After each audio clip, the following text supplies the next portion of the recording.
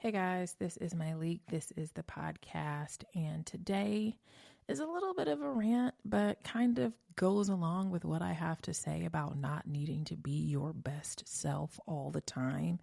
I feel like, I don't know if it's just what I'm being fed, but every time I get online, there's someone talking about what more they're doing to become a better version of themselves, or the best of this, or now I'm better. And I just am going to rant about this not being my best self, right? Like, as I do this, I have no interest in being my best self, but I just want to say we don't need your best self all the time. I wrote a Substack about this a few weeks ago, and it was short and sweet. And so I was like, you know what? I want to turn my microphone on and build this out and say this to you directly. We don't need it. I was never really a runner. The way I see running is a gift, especially when you have stage 4 cancer. I'm Anne. I'm running the Boston Marathon, presented by Bank of America. I run for Dana-Farber Cancer Institute to give people like me a chance to thrive in life, even with cancer.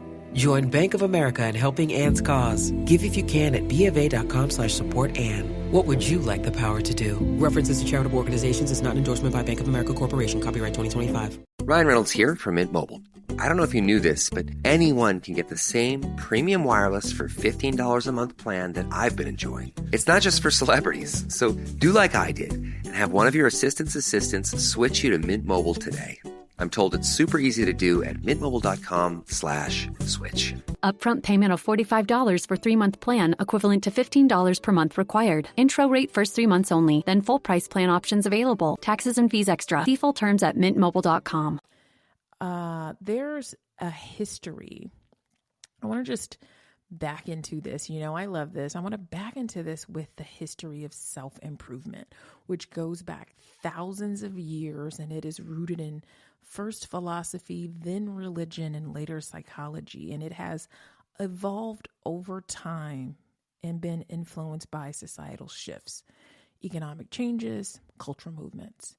So think Buddhism, Christianity, ancient Egyptian and Greek philosophy. And the modern self-improvement era began in the 80s. Probably goes before that. But I think on record, a lot of us know about the 80s. The Tony Robbins, is that his name? So self-improvement starts to pick up in the 80s. And then you got some mindfulness and wellness movements that started to come in the 90s, vulnerability.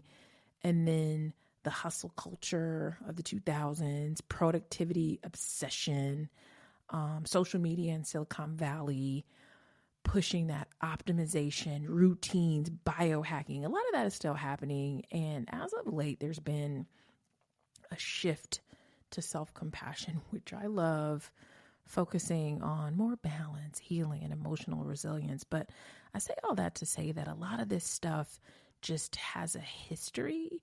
And I just think that when you know where something comes from, you have a better chance of figuring out where it stands in your life. And I feel that way about sort of the history of society as well. If you go back and you look at things, you realize that there's not a lot of new stuff. And some of the stuff that's new, you get why it is the way it is.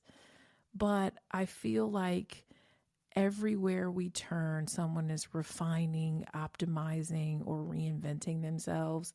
And I just want to say that I have had many people say that to me about my work as of late. And I don't know that I've ever said that that's what I was doing, but I know that sometimes that is the perception.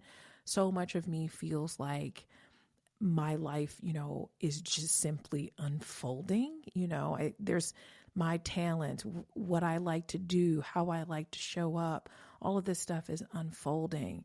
But the language of self-improvement is baked into our culture. Leveling up, becoming your best self, rebranding, manifesting a new reality. But at what point does the pursuit of better become a never-ending loop of dissatisfaction? That's what I want to talk about, because if we keep doing this, when are we satisfied? And let's start with where some of this came from in this era. And social media and the performance of growth. Okay, that's our first lesson today. We no longer just exist. We document, refine, and package ourselves for public consumption. Every post, every pivot, every personal transformation feels like it has to be presented as a success story. There's little space for being in progress without framing it as a step toward the next version of ourselves. And I will admit that I sometimes have a hard time with that, because as I'm moving through my life and doing the things that I want to do, sometimes people will like, oh, wow, like you're doing your thing, or you got it. And the truth of the matter is that I am very much in progress. You know, I wanted to do a warm-up series of this podcast because I'm not trying to come back fronting like I got it all together, because I don't have to, and you don't either. And I know how much that limits us when we feel like if we can't say it's the next level or a better version, like we can't just show up and be like, you know what, I kind of think this is a good idea. I really like this. I want to start it. There's a chance that I may not finish it, because I know that in order for me to see if it's something I want to keep going with, I've got to start it first. And so that's why sometimes, even when I work with clients that call themselves flaky or inconsistent, or they don't finish things, and I'm like, what if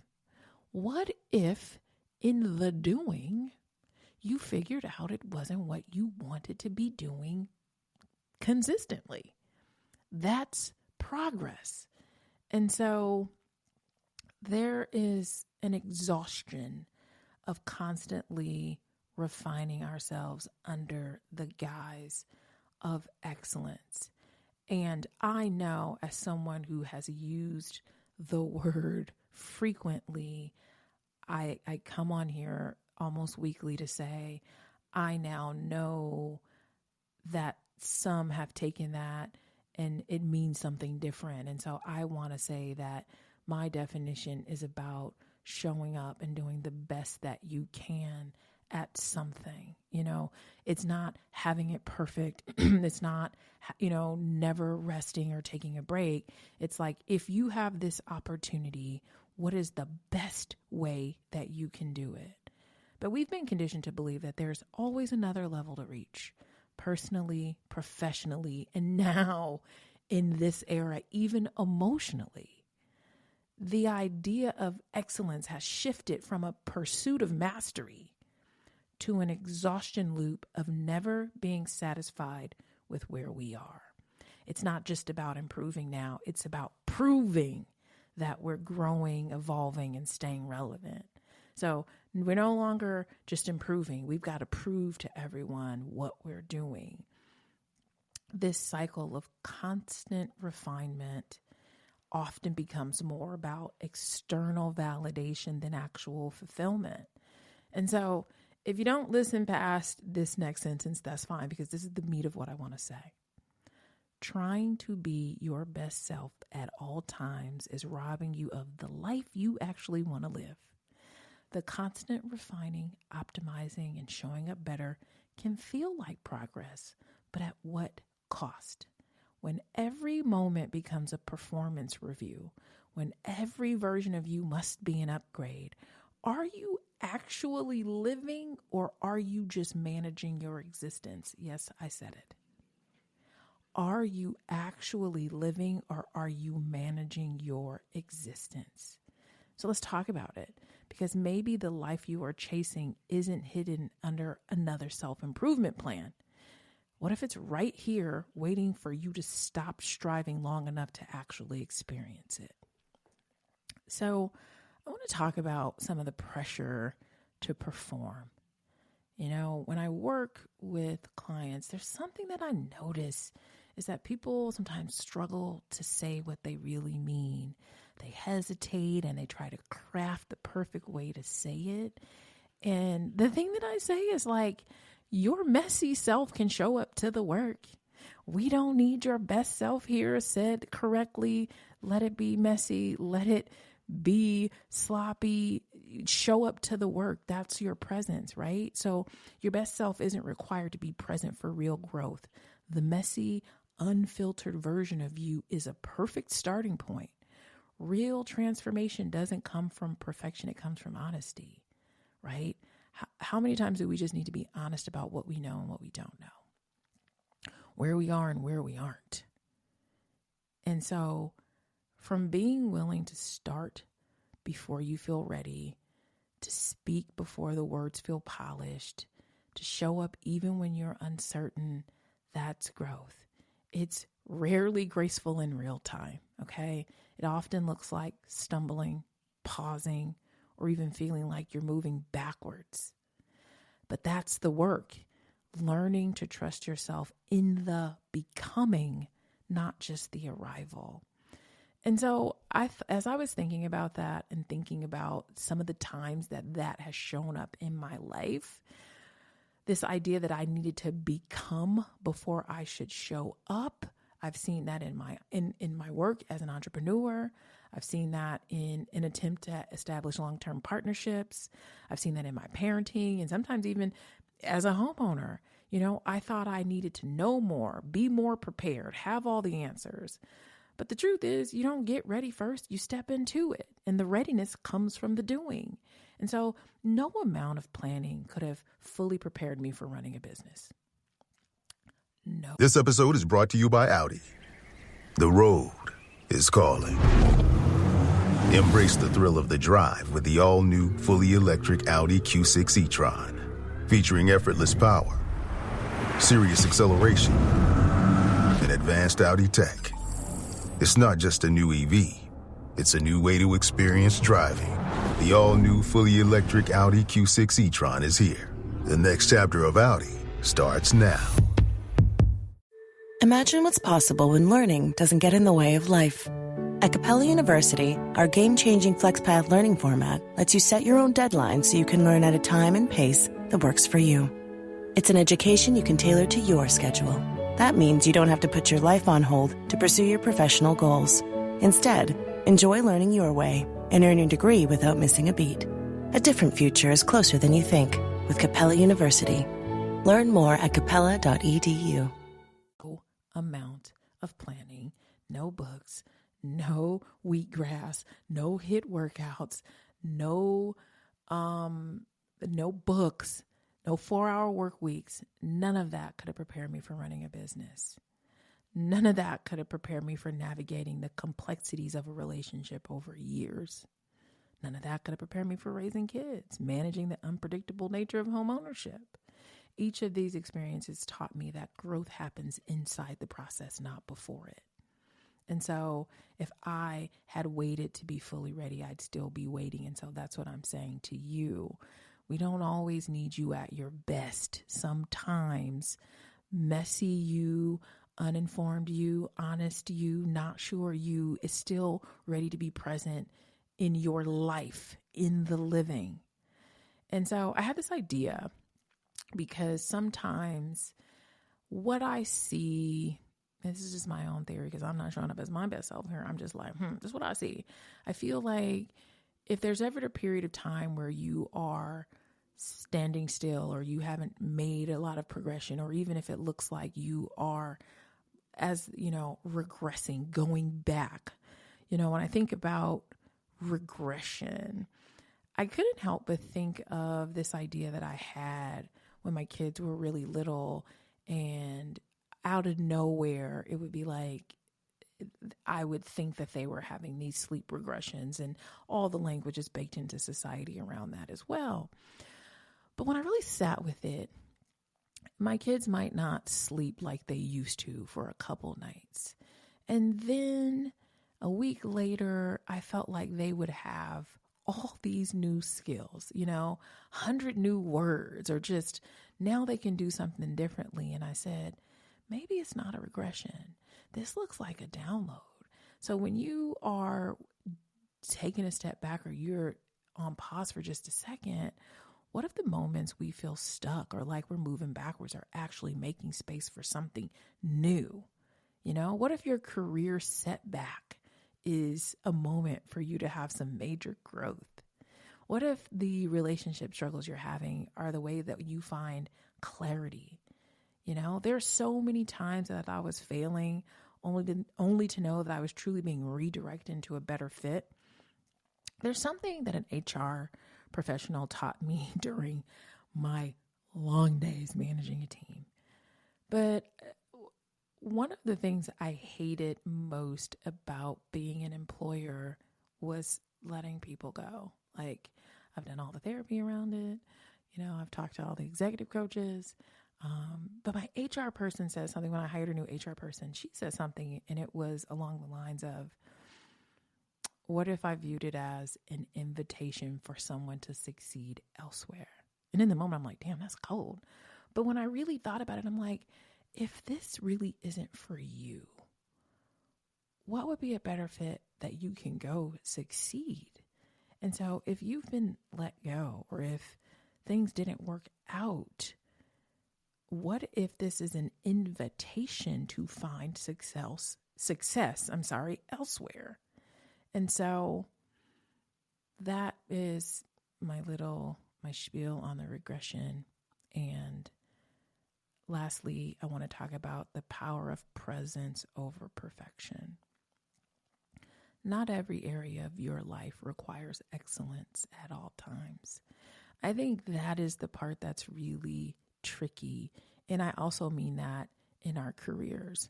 When I think about life and the list of, the pot that makes up all of your values, it's not just work and rebranding and all this other stuff. It's your family, it's companionship, it's parenting, if that's important to you.